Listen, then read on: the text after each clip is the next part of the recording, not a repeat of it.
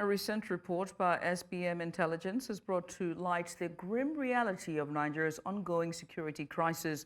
The report, which details the situation in 2024, reveals that 3,277 people were kidnapped in 135 mass abductions incidents across the country, resulting in the loss of 125 lives.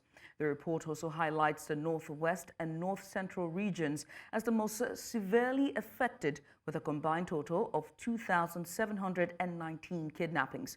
The violence is not spared religious figures either, with a Catholic priest killed and 20 others abducted.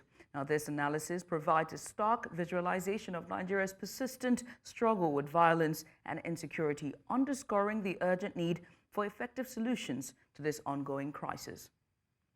And still on security, the Nigeria Interreligious Council has called on the federal government to urgently address the rising wave of killings, kidnappings and banditry across the country.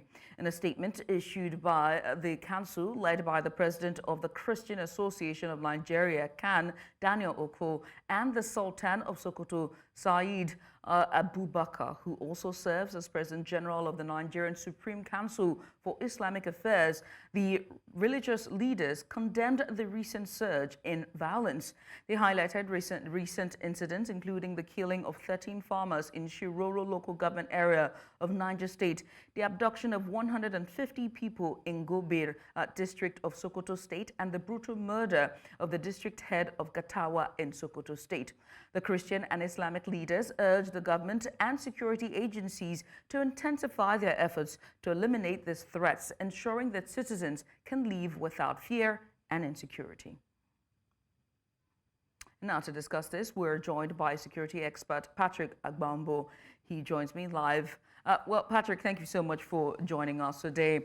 When we look at the situation when it comes to Nigerian insecurity, it's pretty much dire. So in your opinion, how effective are the current security measures in addressing the surge in violence across the country? Yeah, thank you. The situation, just like you said, is dire, and every well-meaning Nigerian should be worried and disturbed that we still have this crisis situation on our hands, and it's very, very troubling. And I tell you that the security forces have tried, or they are trying what they should do. But unfortunately, this challenge seems to be a bit more difficult because there are some factors that still not playing together to assist the fight against this insecurity across the Federation. Though the report you mentioned particularly talked about North Central and Northwest, but I tell you, across the country, South, and Southeast, there are still adoptions and killings going on even as we speak. So it's something that everyone in Nigeria should be worried about and call for it to be resolved as quickly as possible. And I have to ask about the strategies then. You know, what strategies can be employed to intensify efforts to eliminate these threats, as you know, as urged by the Interreligious Council of Nigeria? Yeah, it's over the years, I have been one of those who call that the civil populace, they have a great role to play in resolving this. Such a revered group, they have a greater role because these people that are causing this mayhem across this federation, across the country, belong to one of those religious group or the other. And I expect that they have a greater role to be able to talk to their members to stop the wanton killing and adoption of innocent Nigerians. I think that one of the strategies that has not really been bought into in all this fight is getting the public to be part of this fight against these criminals. What I mean is by providing timely and actionable information. You see, these criminals, they don't drop from the air. They don't drop from the air to commit whatever havoc they want to commit. They move, they interact with people. People interact with them. People provide them the needs, whatever they need. People supply them goods, foods, and all that. So if you know that these people are somewhere because you think that they may not come after you and you did not provide that information, and you think again because you're doing business with them and you are shielded from their attack, then you are not doing justice to your own conscience, and your God will ask you for it, and will ask you for it. So that is one strategy that I expect the government to work to see how to maybe convince or buy the public to buy into this fight against insecurity, because by and large, it's the public that will suffer it. You know, most of us are very nonchalant about the security happenings around us, and we feel that it's the security forces' responsibility. No, they cannot. How many are there? They can't be everywhere. And most of these areas where these things happen, you find out that technology, it's non-existent. So there's no way to get to know what is happening until after it has been committed. And from the time this thing has been committed to the time the security forces are responding, these criminals have already gone to their hiding places, and it's the next time they plan again and they will come out. So the public have a great role to play in resolving it. Again, there have been some situations where information are provided. The terrain of some of where these things are happening. I'll give you an instance. In some of these communities where this mass adoption are taking place, assessing those areas are very, very difficult.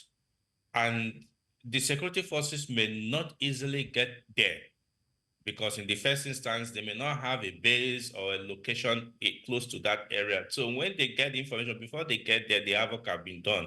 And so it depends on how the people of that area, because before these criminals come to strike into a community, they will first of all come there, do their surveillance, look at the escape routes and what they need to do, so that they will escape peacefully without being arrested. Patrick. Yes. I must ask about, the contributing factors that we're seeing to these numbers of, that's driving this insecurity. What do you think is a cause of the numbers that's causing this perpetrators of the crime of insecurity? Do you think it's poverty, unemployment, social inequality? What could be the cause, and why such religious attacks? I don't think there's nothing religious about all these attacks. It's not religious in any form. It's all criminality, because most of these victims, they cut across different religion. They are not one side of the religion, or one belong to one side. So it's not, I don't think it has to do with religion. And again, a lot of people have talked about poverty and hunger. I disagree with that, because there are countries where they have lesser availability of source of livelihood, but they don't go into this criminality. I believe that the major cause of this is because there are no consequences for criminality in Nigeria. Those who commit this crime seems to get away with it, and it encourages the other people to also commit these crimes. You see, when somebody knows that if I commit a crime, even if I'm hungry, and I know that if I go take somebody's property, food to eat, and I'll be caught, I will not try it. But if I know that I will not be, even if I'm caught, nothing will happen to me, then of course I will go and do it. Consequences, lack of consequences on criminals is what is helping to accentuate and increase the criminality we're experiencing today. Most people, if you go to some of our detention center correctional centers, they call it, and police stations where they are detained, you will not see some of these hardened criminals who are the actual perpetrators. So they have a way of escaping justice, and they will go and replan and come out again and commit another crime. What will help is that anybody who is caught committing any of this crime must pay for it. And that is the factor that it's not the issue about lack poverty of education or unemployment poverty. or inequality. But I mean, solutions, let's prefer solutions. We see that the interreligious, cooperation of the country and of itself, they're having a dialogue, they're reaching out to the government. But in addressing the long-term issue that is insecurity in Nigeria and the security challenges, what other CSOs do you think should come? Is it more dialogue with the government and CSOs like this that we're seeing, or is it more public involvement? Is it more investment in the security forces? What will bring a lasting solution to the challenges of insecurity in Nigeria? Yeah, thank you. These factors you have mentioned will help, but greater is that this government must make greater effort to make sure that they provide social amenities for the people. Most of these places where these things are happening, they do not have government presence. And so they believe that these criminals that are coming to even harass them, even abuse them, are even their savior. So government must invest massively in engaging these communities, particularly these rural and suburban communities. These are where the places that are porous to this kind of attacks. Now, you go to the issue of engagement with the public. Government must build confidence in the people. Right. As we speak now, majority of Nigerians do not have confidence in the government for one reason or the other.